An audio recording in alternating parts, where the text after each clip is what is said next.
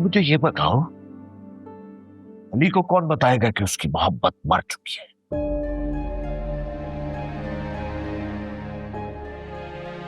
मुझ में तो हिम्मत नहीं है। तुम बताओगी उसे, तुम्हें ही बताना चाहिए, ताकि तुम्हें एहसास हो कि मां के लिए औलाद का तो क्या होता है। अब मुझे बताओ, क्या अली अनाया से जबरदस्ती शादी करेगा? मैं बताऊंगी उसे।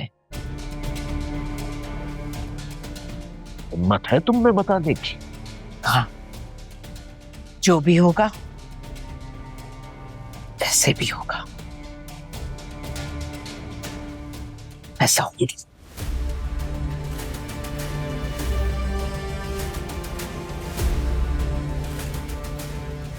बहुत बेहिस हो तुम, पत्थर का दिल है तुम्हारा।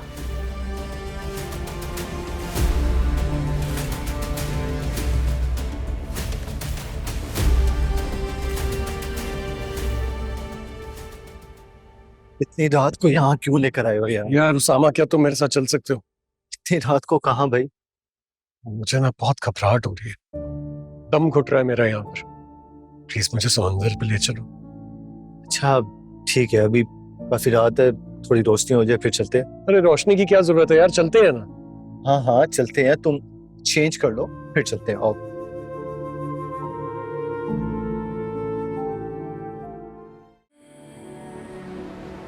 इन लहरों को देखकर हमेशा से लगता है मुझे बुला रही हैं अपनी तरफ। अली, आयजा से अगर तुम्हारी शादी नहीं होती, अनाया से हो जाती है तो क्या फर्क पड़ता है? मर जाएगी, मर जाएगी। जब तुमने मॉम की इतनी बातें मान ली हैं तो ये भी मान लो। वो मर जाएगी। फिर मर तो नहीं सकता। मैं कह रहा हूं ना तुमसे, उसने खुद मुझसे ये बात कही थी। उस वक्त उसकी आंखों में जो सच्चाई थी, सच्चाई पर यकीन आ गया है मुझे। वो मेरे बिना नहीं रह सकती और मैं उसके बिना नहीं। हम दोनों बने ही एक दूसरे के लिए, इसलिए प्लीज मेरा भाई ये बात मत करो।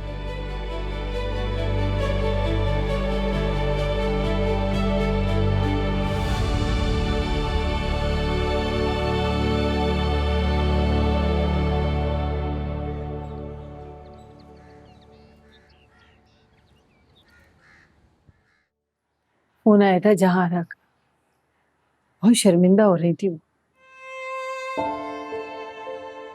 अब उनकी शर्मिंदगी का क्या फायदा? मेरी बेटी तो वापस नहीं आ सकती ना। मुझे तो गुस्सा आता है अली पे।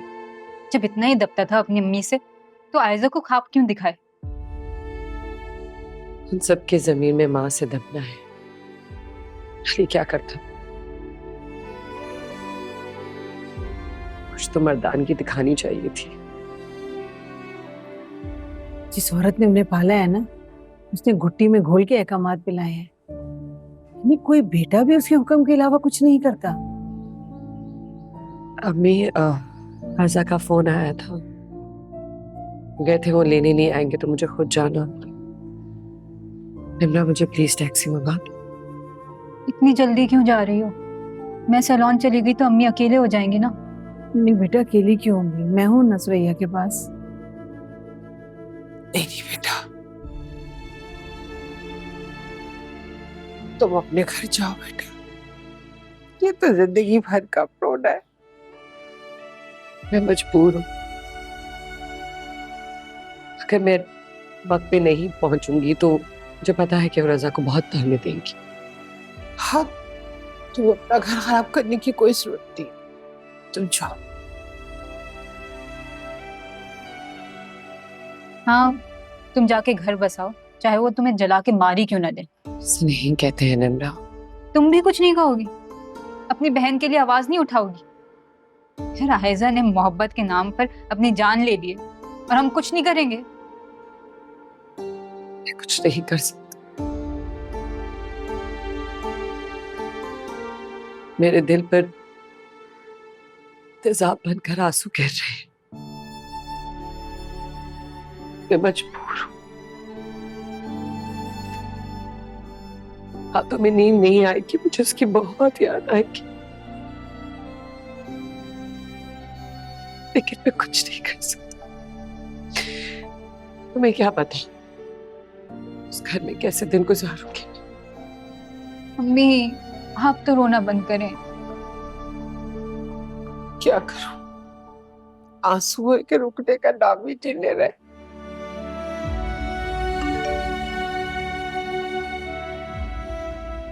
मैंने कैब करवाई थी, आ रही है।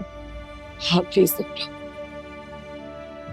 अम्मी, आप प्लीज मत रोइएगा। मैं जानती हूँ कि आयजा की याद आपको भी बहुत आएगी, उसकी आवाजें गूंजेंगी इस घर में, लेकिन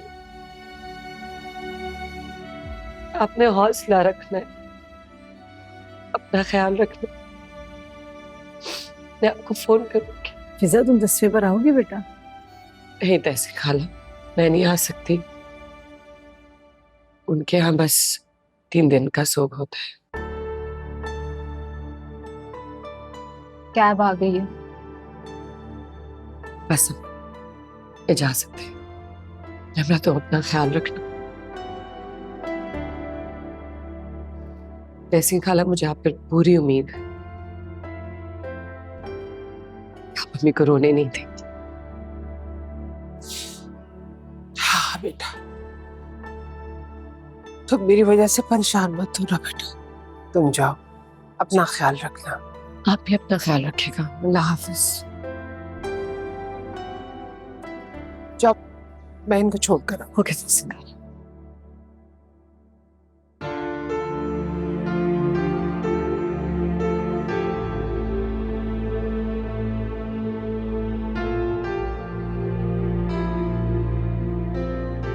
नहीं, खुदा जहारा को अकल क्यों नहीं देता? तैसी 3 दिन हो गए आज, अली एक बार भी नहीं आया। मैं उससे तवक्को कर रही थी कि शायद वो आज आ जाएगा, तो आया ही नहीं। सुनिए, मैं तो खुद हैरान हूँ। अली को आना चाहिए था, और उससे नहीं बताया तो क्यों छुपाया उससे? हाँ। अच्छा वो सब, तुम तो चुप कर जाओ।